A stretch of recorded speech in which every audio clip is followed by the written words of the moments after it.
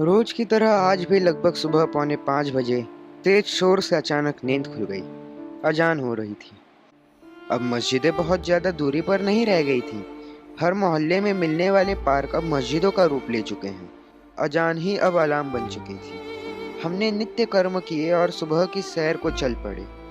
अब सड़कें 20 साल पहले वाली स्वच्छ सड़कें नहीं रह गई थी। अब सड़कों पर जगह जगह अंडों के छिलके पड़े रहना एक आम बात थी।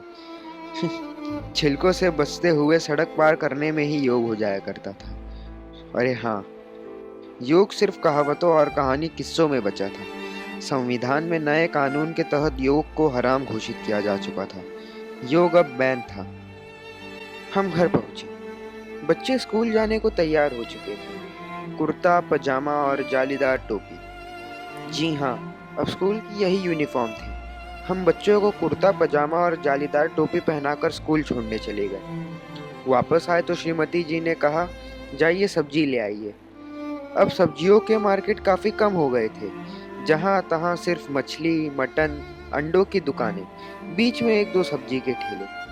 अब एक ही ठेले पे मछली, अंडे, सब्जी सब साथ साथ होते थे। एक ही तराजू पे मछली भी तुलती थी और सब्जी भी। मन पक्का कर हम ले आए सब्जी। श्रीमती जी ने खाना बनाया और हम खाकर दफ्तर की ओर चल दिए।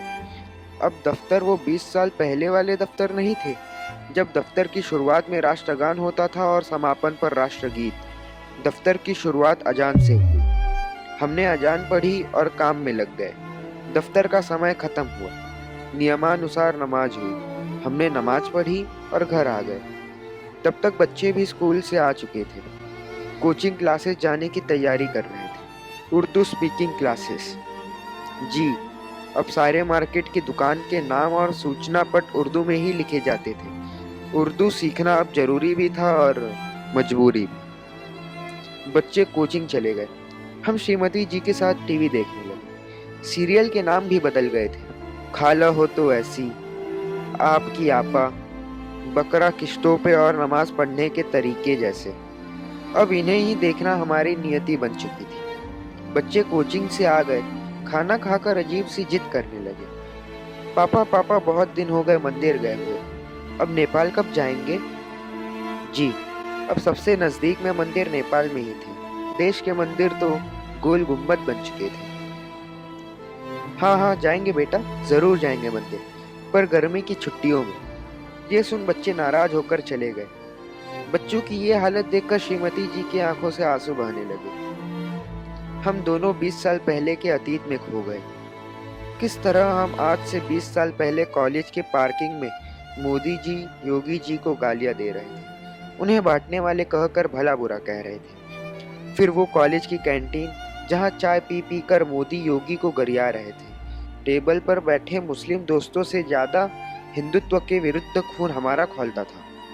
हम अपने ही हिंदू भाइयों को ऐसे गरियाते थे जैसे अपने मुस्लिम दोस्तों को खुद के सेक्युलर और लिबरल होने का प्रमाण पत्र दे रहे हैं। कुछ हिंदू मित्रों ने हमें समझाया भी था, जनसंख्या कानून पर समर्थन भी मांगा था, किंतु उस समय हमारे ऊपर खुली सोच, मॉडर्नाइजेशन और लिबरलिज्म का नशा छाया हुआ था। किस तरह हमने उन हिंदू मित्रों को पूरे कॉलेज के सामने अपमानित किया, सांप्रदायिक कहकर उन्हें बदनाम किया, हमेशा उनसे घृणा की। श्रीमती जी, काश उस समय कॉलेज में हमें सेकुलरिज्म का कीड़ा न काटा होता और आप लिबरलिज्म की चादर ओढ़े न बैठी होती, तो आज ये दिन न देखना पड़ता। आज हमारे बच्चों की इस हालत के जिम्मेदार कोई और नहीं, सिर्फ हम हैं। दोस्तों, ये तो सिर्फ एक कल्पना थी, हकीकत भी बन सकती है। अतः ये हकीकत ना बने, हम सबको एकजुट होकर कड़े जनसंख्या कानून के लिए आवाज उठाना होगा। मोदी, योगी और हिंदू भाइयों का साथ देना होगा। हैशटैग छंद से सेकुलरिज्म और हैशटैग ढोंगी लिबरलिज्म से बाहर आना होगा। सख्त जनसंख्या नियंत्रण कानून पर खुलकर समर्थन करना ही होगा, वरना आने वाली पीढ़ियां तुम्हें कभी माफ नहीं करेंगी, कभी माफ नहीं करेंगी। और दोस्तों, ये वीडियो हमारे सभी हिंदू भाइयों को और खासकर सो कॉल्ड सेकुलर लोगों को ज़रूर शेयर करें। और अगर आपको हमारा चैनल हिंदू राष्ट्र भारत पसंद आए तो सब्सक्राइब ज़रूर करना। जय हिंद, वंदे मातरम, जय श्री राम।